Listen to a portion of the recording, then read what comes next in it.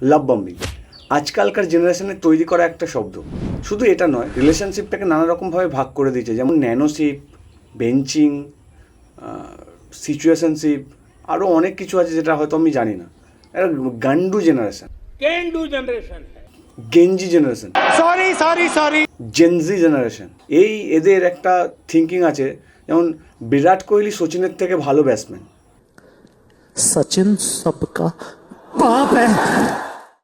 Topic থেকে সরে যাচ্ছি, এইসব কথা না, আজকে শুধু কথা বলবো লাভ বম্বিংয়ের উপরে।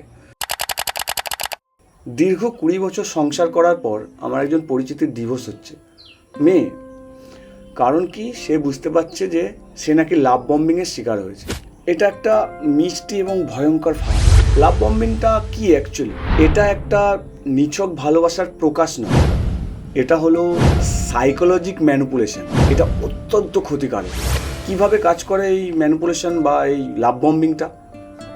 ভাবো তো, তোমার জীবনে হঠাৎ করে এমন একজন এলো যে প্রচুর পরিমাণে ভালোবাসা দিচ্ছে, তোমাকে কেয়ার দিচ্ছে, তোমাকে বেশি বেশি করে গিফট দিচ্ছে, সময় দিচ্ছে, প্রশংসা দিচ্ছে। তোমার মনে হতে পারে যে হ্যাঁ, এই মানুষটার জন্যই তো আমি সারা জীবন অপেক্ষা করছিলাম।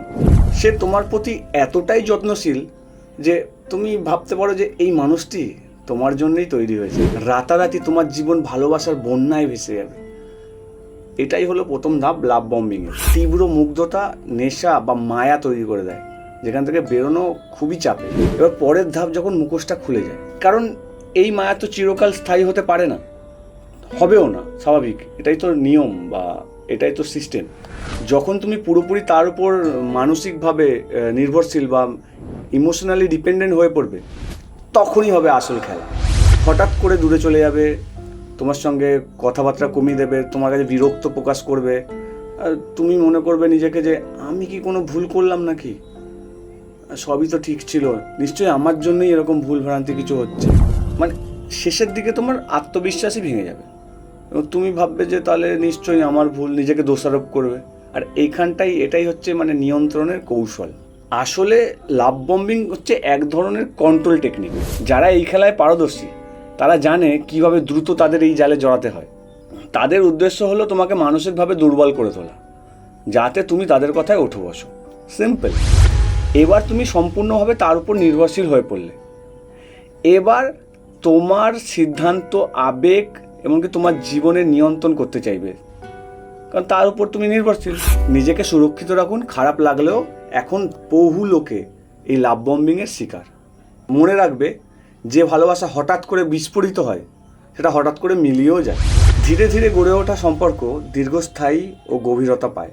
তাই কারো অতিরিক্ত যত্ন এবং প্রশংসা দেখে মুগ্ধ হয়ে সিদ্ধান্ত নেওয়ার আগে একটু সতর্ক হবেন, একটু বুঝে। নিজেকে প্রশ্ন করবে যে আদেও কি এটা জেনুইন, নাকি এর পেছনে নিশ্চয়ই কোনো উদ্দেশ্যও থাকতে পারে। নিজের অনুভূতি এবং মানসিক স্বাস্থ্যের প্রতি সচেতন হওয়াটা খুবই জরুরি এখনকার সময়। আপনিও লাভ বম্বিংয়ের শিকার হচ্ছেন না তো সামাজিক মাধ্যমে বা সমাজের মানুষের মাধ্যমে? তবে আজকালকার যুগেই দেখছি এটা, আগে তো হতো না। আগে তো এত ম্যারেজ বা বলো, কত কি বলো, সবই হয়েছে। আমাদের ঠাকুমা ঠাকুরদাদাকে দেখেছি কত কম বয়সে বিয়ে হয়েছে, তখনকার সময় ডিভোর্স মেভোর্স হতোই না। এখন মানুষ এইসব জিনিস সৃষ্টি করেছে যে সে নাকি লাভ বম্বিং হচ্ছে, তাকে নাকি বেঞ্চিং করা হচ্ছে, তাকে না কত কিছু রয়েছে। তবে যাই বলো, শেষ কথা এক কথা, সাবধানে থাকো, সচেতন থাকো, বুঝে কাজ করো।